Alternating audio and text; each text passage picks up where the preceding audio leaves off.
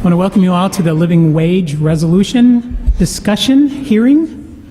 Brandon, our host, has already asked, and I will repeat, the official voters of this resolution in this hearing are the people who have a number 1 on their name tag. If you have a number 1, you have been randomly assigned to be one of the people to cover this particular hearing. If you have a number 1, I would invite you to sit on this side of the sanctuary. If you are not a person with a number 1 on your name tag, you have another number, don't have a name tag, you're not, I'd ask you to sit on that side. People who are here who are not officially assigned to this, we are happy you're here and we welcome you as part of the discussion. But when it comes to the actual vote, it's only the people who have been assigned this hearing whose vote will count. Let me just go over a little bit of the ground rules. Something? Mr. Moderator, John Eisenhower, Eagle Harbor Congregational Church. Point of personal privilege, I'm running the board, but I am a number 1. I'll be voting from over here, please. Okay. Thank you. One exception. 2 exceptions. 3 exceptions. We're all part of this. It's looking more like a revolution. Okay. We could move all this over there. It's okay. We're glad you're there. Okay, so apart from the people who have just been granted special access, those with 1s over here, those without 1s over there, let me just tell you the ground rules of this sort of hearing. First of all, one of the things you should know is never have somebody like me be the moderator, because I'm the worst when it comes to parliamentary procedure. But I will do my best to keep us online and moving forward in a positive manner. The process of this living wage resolution is to discuss this resolution and then to offer suggestions for alterations. The only place that we really impact an alteration to this resolution is in the therefore be it resolved section. All the whereases, all the biblical stuff, that's outside of our purview. We are dealing with the therefore let it be resolved section of this resolution. We have the power to impact that if we want. And then we will take a general vote of those who have number 1s on their name tags. We'll take a general vote to see whether or not we want to pass this resolution with a recommendation to pass on to the plenary, or if we want to hand this resolution with a recommendation not to pass to the plenary.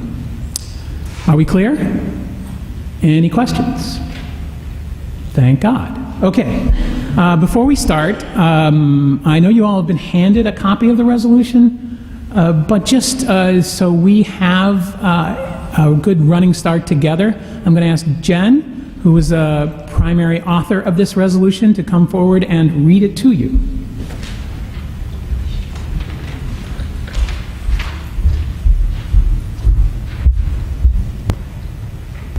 All righty.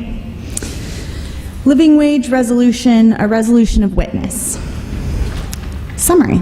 This living wage resolution is based on the belief that every person or family should be able to be financially self-sufficient and to modestly participate in the fullness of life that God envisions for all people.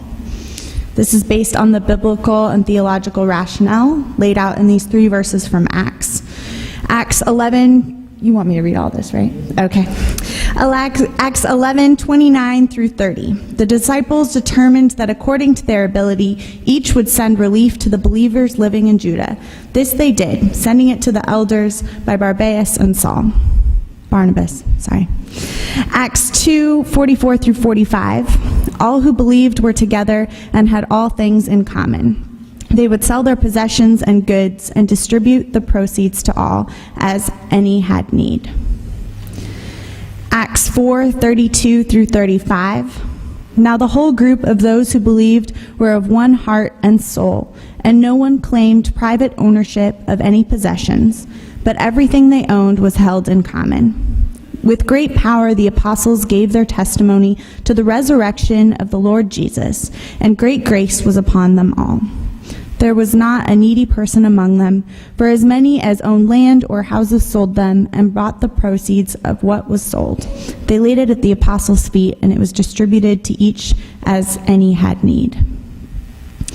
As Christian brothers and sisters, we are called to have a different relationship with our money than our capitalist society dictates. These verses in Acts demonstrate the way that the early church set this example by everyone giving what they could and giving to those who were most in need. They ensured that everyone had enough. This individual accountability to each other is based on the belief that we are all children of God, deserving of justice and capable of acting justly.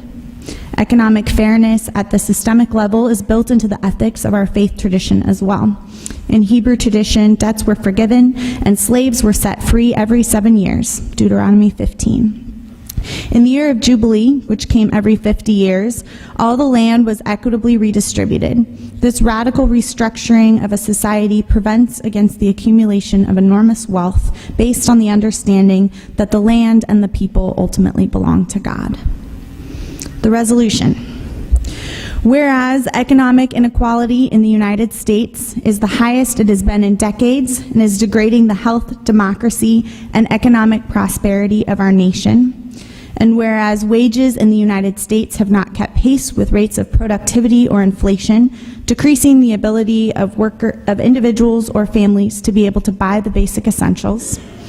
And whereas workers in low-wage jobs are disproportionately women and people of color, thereby exacerbating bias these minority communities already face. And whereas we see the way that congregations are working tirelessly to fill this ever-growing gap between what people need to survive and what they are able to provide for themselves, even while working. And whereas our Christian teachings call us to look towards the systems that drive people into homelessness and poverty, in addition to meeting urgent need. And whereas the concept of a living wage is more than a specific dollar amount, it also includes affordable access to basic human necessities that strengthen households and families.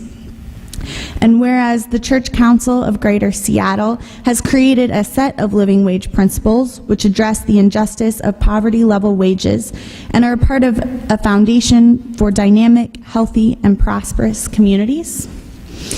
Whereas the living wage principles of the Church Council of Greater Seattle state that a worker should be able to wake up in a safe, affordable home, cook a healthful meal without worrying about where the next meal is coming from, access to efficient transit options, including public transit, take their children to a quality daycare or school, go to a job where they are respected, safe, and valued, enjoy good working conditions and have a voice on the job, including the right to organize, visit the doctor without worrying about how to pay for it, have adequate time to spend with family, rest for renewal, and participate in community life.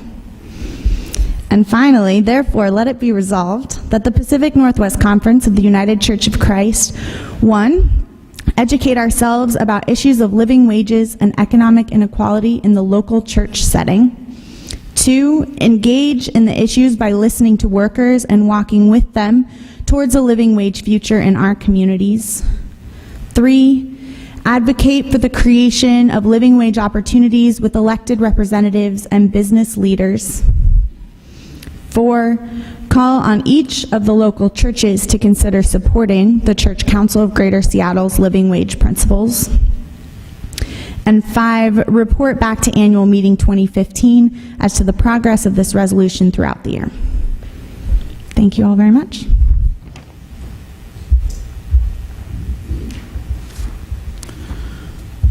Okay, just to repeat, if you've got a 1 on your name tag, you're on this side. If you don't, you're on that side. The conversation is open, though, about the therefore let it be resolved. I open the floor.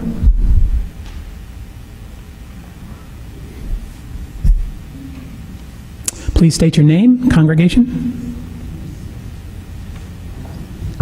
Hi, Bill Curlin, Hackett University Congregational. Thank you for this resolution. I would just hope that we would add, is it loud enough? Yeah. Okay, that we would add as another goal for next year, since so many who would be affected are persons of either other faiths or no faiths, immigrants, and others, that we would aim to widen this perspective, which issues now out of our Christian background. I fully accept and embrace that. But that as we look at, as a resolve, that we find a way of using language that includes those many other congregations of other faiths and persons who then would be affected similarly, especially in light of just hearing Paul Benz talk about FAN being interfaith. I'm also part of an interfaith, but at a probably different level than some of this would address.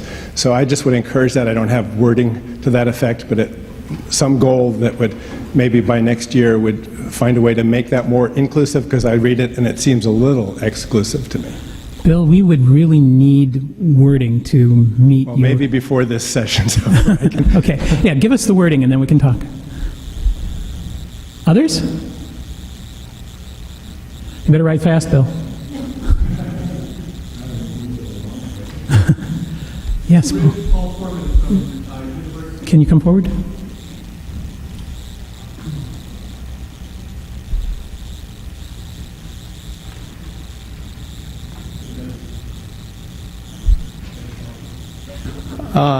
I too would commend the authors and the careful crafting of this and the interfaith portion of it. It calls for support of the Council of Churches principles, and my copy doesn't have those principles laid out, and I'm just wondering if someone could articulate those for us. Yes, that, Jen read those as the last whereas. Okay, scroll down again. Okay, here. They just weren't identified. Oh, yeah, okay.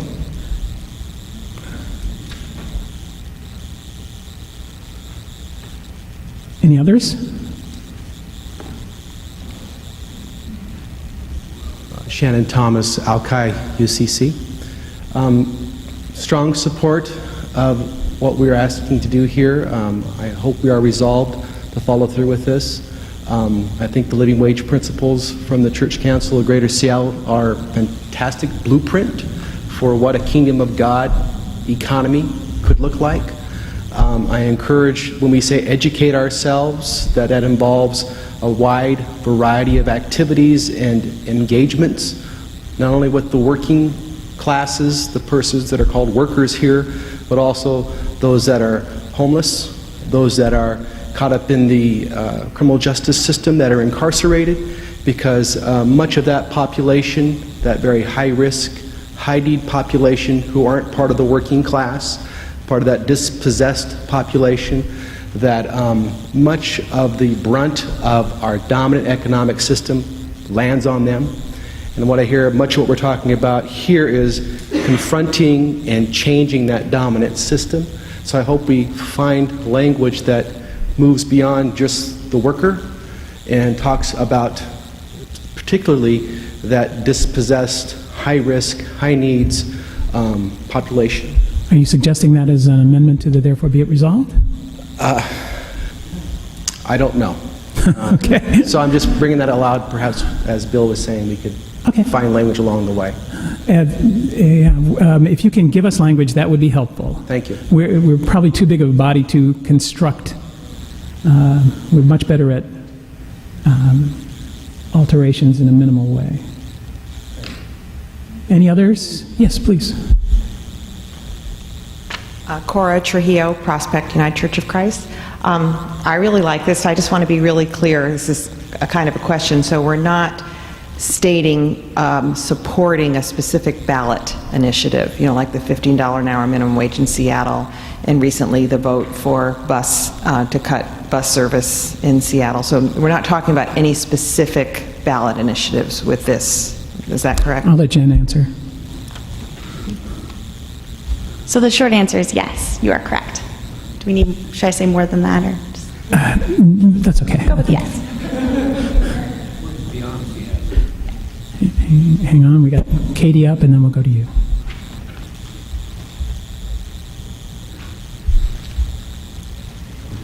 Katie Lloyd, welcome, Table Christian Disciples of Christ. And I too I really like and appreciate this resolution.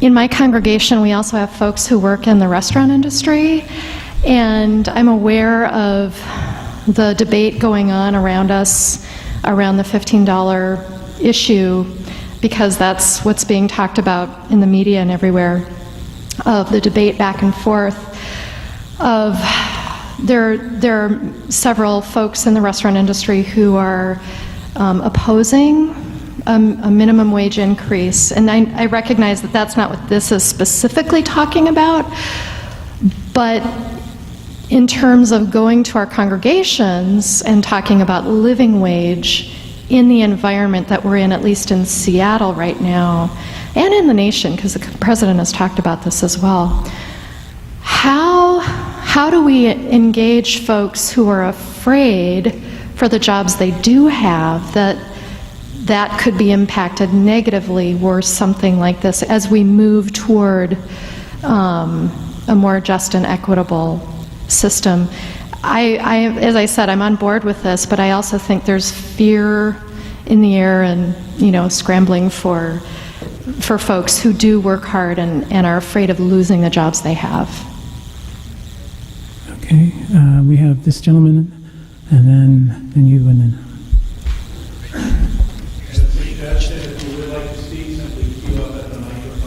Oh, that's a great idea. Thanks, John.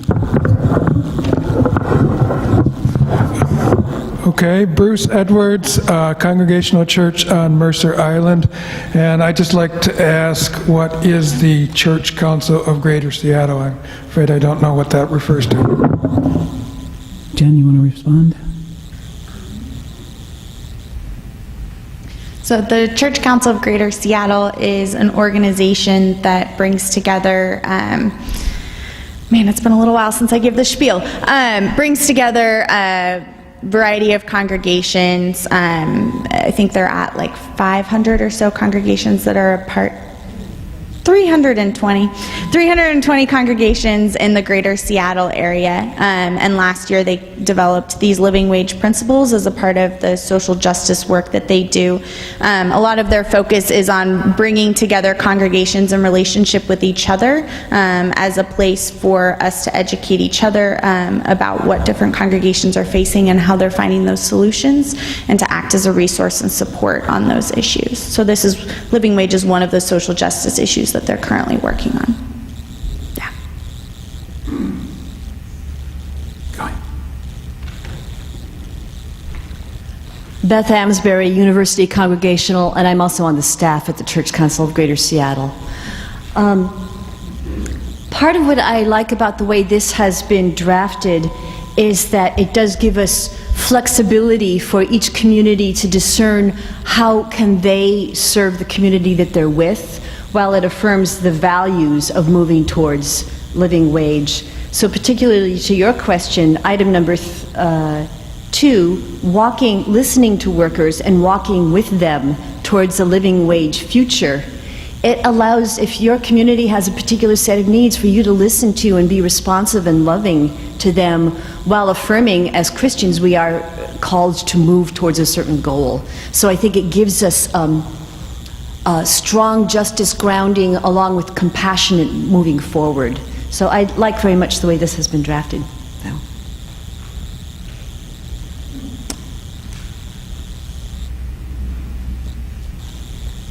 I'm Janelle Anderson from the Community for Interfaith Celebration in Olympia. And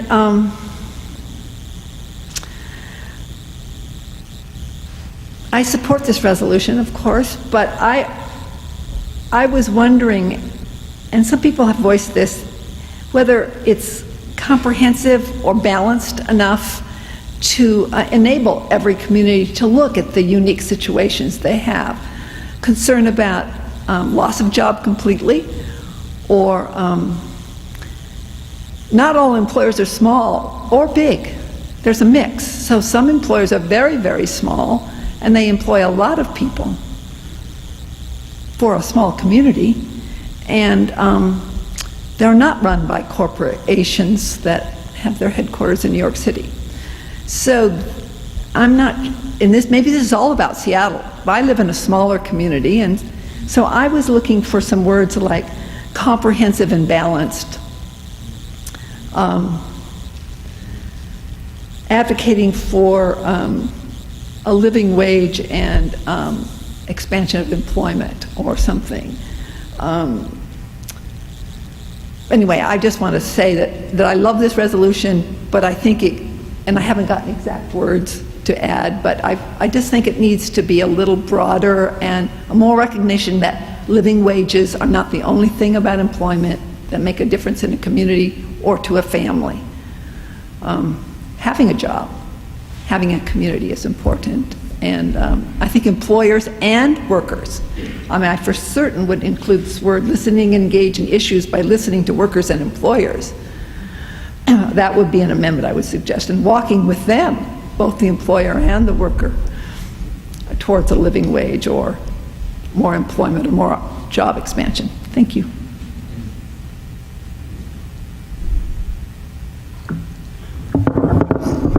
I'm Anna Marie Walsh from Westminster UCC in Spokane. My question, and I fully support this resolution, but my question is, how do we work with employers? Because every time we get an increase in minimum wage, rather than taking a cut in their profits, they cut jobs. Where is the balance here that this doesn't happen? I don't know what kind of wording to put into that, but it's something that we need to look at. Thank you. Okay, go. Please come on up. Hi, Andy Castro-Lang from Westminster Congregational UCC in Spokane as well. Would it be acceptable to the people who crafted this to insert one word in the second sentence under therefore let it be resolved? We would add the word in the second sentence, engage in the issues by listening to workers and employers, walking with them towards a living wage future in our communities. It's been brought up now by a couple of folks, and I am suggesting the one word. Two words, and. And, sorry. No, the and's already in there. You need another one, though. Workers and employers walking, no? Oh, okay. Just one Just word. one. All right, you're right. So, yes. So that's made as a friendly amendment. Very friendly. And then, Jen, do you want to speak to whether that's acceptable to you? Yes, I accept the very friendly amendment, and I appreciate how it focuses on the church's ability to be that bridge between workers and employers in moving towards this kingdom vision that we have as people of faith. Okay. I don't know if Tell the me rest. you got that. What? Sure. Can we get this mic? Is this mic working? Oh, good. Don is our scribe. Don Bell, Plymouth Church scribe. I'm not supposed to talk, but I'll take off that hat. I know that there have been 2 or 3 people who have expressed the worry about losing jobs as a result of helping to bring the wages of workers up. And there's a lot of research that has been done already about that. It is not a question that doesn't have an answer. And the answer up till now is always partial, because it's based upon those cities in the United States where a higher minimum wage has been adopted. In those, I think it's fair, hopefully not to overgeneralize, that in those cases there is very little evidence to suggest that raising the minimum wage has an impact upon jobs.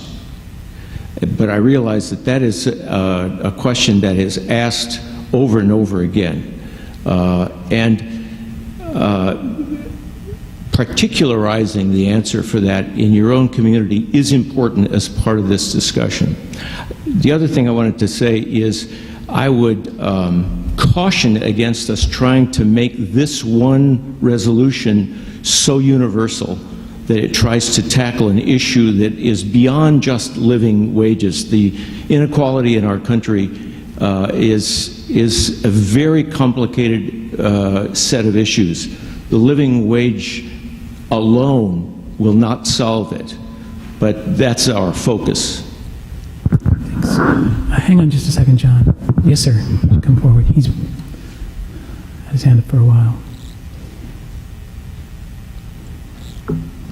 Hello, I'm Dan Martinelli from Wayside UCC in Federal Way, and I'm a longshoreman also, so I have a,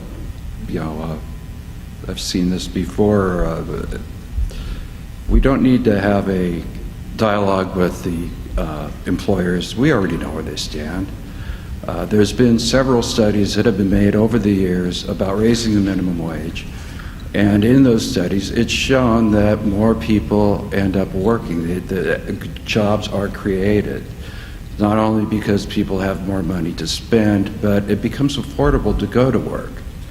If you're, a single mother or whatnot, the price of child care is so incredibly high that at $9.22 an hour, which is our state minimum wage, which is higher than the federal minimum wage, there's no way that you could possibly pay for your $10 an hour, $15 an hour child care. It doesn't make work pay.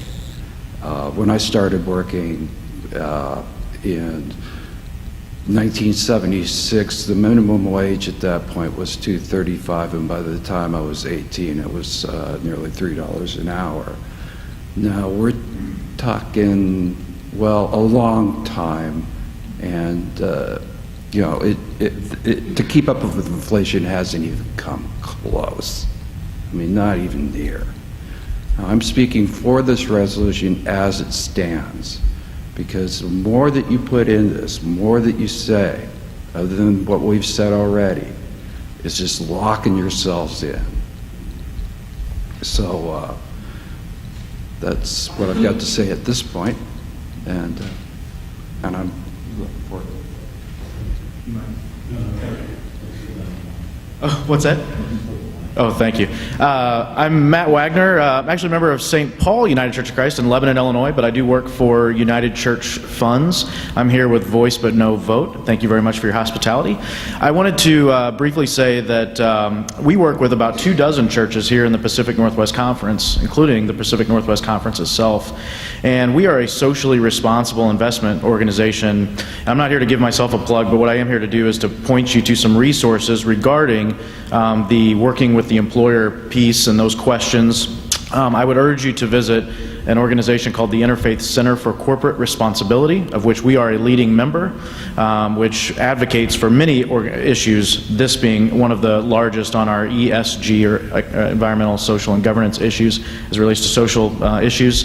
ICCR.org, or you can go to our website at ucfunds.org and find a wealth of information and research and reports on how a living wage in various communities has impacted employers, has impacted workers, and has impacted the community as a whole. So I thank you for your time and good work on this piece. Thank you. We're going to have John and then Sally, and then we're going to pause and wait. John's before you, Sally. Have John and then Sally, and then we've got a written Bill gave us a written copy of his submission, so we want to cover that too. So John first, then Sally, then we'll do Bill's alteration. John Eisenhower, Eagle Harbor Congregational UCC, but further qualify, when I'm doing my day job, I am one of those evil entrepreneurs. In 2003, had the fastest growing business in the state of Washington. 2004, made number 46 on the Inc. 500. 2005, sold the company to 3M Corporation. And I have always run businesses that run on a quadruple bottom line. I have spent 6.5 years as chair of the board of the Bainbridge Graduate Institute, which gives MBAs in sustainable business. To reinforce some of what you've heard, the socially responsible investment community, meaning you care about how you earn your money, not just about how you spend it. And the bottom lines we're talking about, yes, it's important to be financially profitable because it's hard to run in this society if you aren't. but we use the word profit around environment, around social, and for us, the notion of purpose or the spirit of the business itself. Why do you show up is important. And I want to report to you that following those quadruple bottom lines through business, not only were we outrageously profitable and the fastest growing business in the state of Washington, but had salaries in the top 90th percentile, 95th and above in business. It is possible to do this. More to the point, companies like Patagonia, who you may know, adopted principles like this, thinking that we are willing to spend 15% of our profits on this good cause, and we're surprised to learn that when you behave socially responsible, environmentally responsible, packaging gets smaller, it gets less expensive. So all of a sudden they had 20% extra profits. Bonterra Wine, Good Earth Wines, another example of a company that has field workers, migrant workers, upped their living standards, provided daycare, did all these things. They were willing to donate 20% of their profits. Lo and behold, the grapes tasted better and the wine sells for more. Because I believe that that spirit half of that, when you actually pour it into your business, you can literally taste it. It comes out in the slow cooking that is good business, and this is a new thing to learn. If you're limited by a single bottom line, it costs you in ways you can't measure. It costs you dramatically in ways you can't measure. Your employees are not as satisfied because that's where their focus is too. Your product is not as good. Your support is not as good. Your customers are not as happy. It's a new thing to learn, but I will tell you the world is learning it. There's over $1 trillion in the SRI community now. If your funds aren't invested in socially responsible investment, I'm glad to introduce you to some of those. If you'd like to learn more, I'm also glad to introduce you to a number of people here in Seattle who are focused on this full-time, what we do. Thanks very much. Okay. Sally, and then Paul, if you could wait, we'll introduce Bill's resolution. Oh, thank you. Sally Balmer, Guaymas Island Community Church. Number one, I am very much in favor of this, and I do want to add the "and employer" piece. Here is why. When you're a community church or the church, you have people coming from all different areas, and I think some of us want to be able, and maybe Jen, you can help supply information, things even like what John is sharing, to help us understand. I really love how you use the word "be a bridge." So that's the most important thing. I had a second thought about this, but you are saved because I have totally forgotten. I was all enwrapped with what John said. So if it's possible, though, to keep that in there, and if there's any way we could get some kind of resources so that we can have real conversation like Christina was talking about during our how we can converse with different kinds of people so it doesn't become the us-them kind of piece. Oh, here is what I was going to say. I do know people who run very small businesses, like coffee house or whatever, and where an owner said to me she always wanted to do this, this is what she does. She really tries to help work with her workers, and then every once in a while she will say, and this month I got to pay myself a very small bit of income, because she always wanted to pay her workers. So I would love to know how people like that, you know, deal with things like living wage. And I just don't even know who to go to. And I'd love to be able to, if you preach about this or talk about this, to say, here are some of the many perspectives, and here is why we are in support. So somehow we could get some info. Thank you. This is a good lesson for Jen. She thought she was just writing a resolution and handing it off to somebody, and now she's had to stand up and defend it, and now she's having there, and now she's giving a new assignment. So that's great. But first, let's get to Bill's proposed friendly amendment bill. Sure. Yeah. No, I'm talking to Bill behind you. Sure, absolutely. Okay. So this is Bill's friendly amendment. Reach out through FAN and other appropriate networks toward the inclusion and, if necessary, amendment of our efforts to be fully inclusive with interfaith partner congregations. Yes? Where are you inserting this? Oh, this is in the, I would assume, number 6 of the Therefore Be It Resolved. Thank you for keeping me straight. Where was it? Amendment of our efforts to be fully inclusive with interfaith partner congregations of non-Christian traditions and inclusive of all workers. Yeah, that may be redundant. Okay, so should we? You wanna- It might be better to call it number 5 and move number 5 to be number 6. Okay. That is an activity. I'm sorry I didn't include that, but there you go. The wonders of technology. Okay, so this will, so we'll call this friendly amendment number 5, moving 5 down to 6. Certainly. Here we go. Reach out through FAN and other appropriate networks toward the inclusion and, if necessary, amendment of our efforts to be fully inclusive with interfaith partner congregations of non-Christian traditions.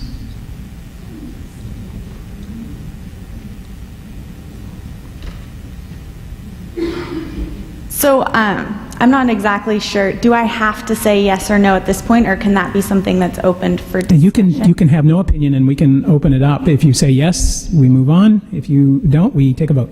Okay. I think what I'm hearing in that bill is wanting to make it inclusive past Christian communities. And I know that our local church settings are mentioned in the first one as a way to make sure that we're educating ourselves before we're going out and preaching to everyone else about exactly how and what they should be doing in their lives and in their businesses. And so I think I'm not seeing the exclusivity in the rest of the therefore let it be resolved. And so, but I wrote it. So I would love to hear from you all how that's being heard and whether that spirit is being captured. So that's kind of what I'd like to hear. Okay. So do you want Bill to respond to that? I would love A very simple response would be, when I look at the category of all workers, I think we would be excluding some who are practicing in faith traditions other than our Christian settings. So as we listen to workers, we're going to hear immigrant stories and many other stories, and we may not have a way to embrace their community, which I think is important to where we're heading. Okay. So this was not accepted as a friendly amendment, so that means it's up to you. This has been put forth as an amendment, and I would need to hear a second. How's that for parliamentary procedure?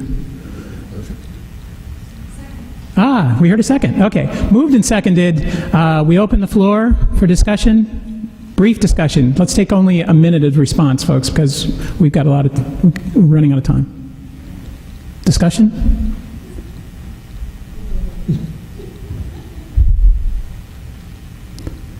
And please say if you're speaking for or against the amendment. I'm speaking against the motion. I think it just boxes us in, and there's a lot of different organizations that are moving forward with this. We don't actually disclude anybody with the wording that there is standing right now, and so I don't much. I'm voting against it. Great, thank you. Andy, you had something? I need to look at it while I talk to you. So I'm just thinking that we could tighten it up a tiny bit with interfaith congregations, not necessarily partners until we build them. We wouldn't know that. And interfaith assumes non-Christian, so can we get that out of there? Does that make sense to you? Suggested as friendly amendment. Bill's okay with that, so what are we taking out again? Okay, so interfaith, not interfaith, but the word partners, interfaith congregations, period, because you don't need the of non-Christian tradition. Okay, thank you. Could you reword it? So I'm going to reread it. It's up on the board for those who reach out through FAN and other appropriate networks toward the inclusion and, if necessary, amendment of our efforts to be fully inclusive with interfaith congregations. Okay, it's been moved and seconded. For those who have a number 1 on their name tag, it is now your time. Those who are in favor of including this as number 5 on the therefore let it be resolved, please raise your cards now. Would somebody help me count? Yeah. And keep them up. 6, 7.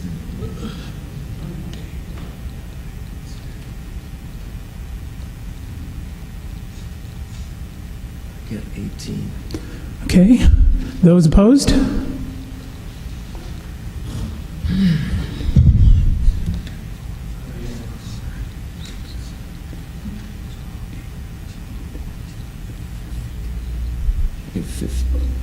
Sorry.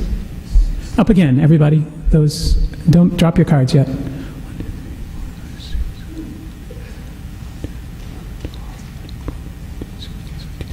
I got 19. 20. Oh, 20. So it's been voted down. We're back to the original, therefore let it be resolved, with the inclusion of employers. Folks, we're coming at the end of our time. Is it time for us to decide whether or not to pass this on to, yeah. The question is called. Praise be to God.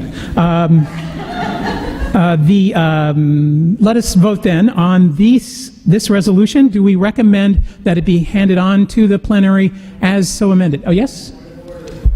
Thank you, John. Thank you, John. Okay. Are you ready to end debate? Raise your cards. Are you want to keep debating? Raise your cards. All right, good. Thank you, John. Now we go. So yeah, with teamwork, we can get through this. Okay, we now have the vote before us. Do we want to pass this on with a recommendation to pass to the plenary? If so, please raise your cards.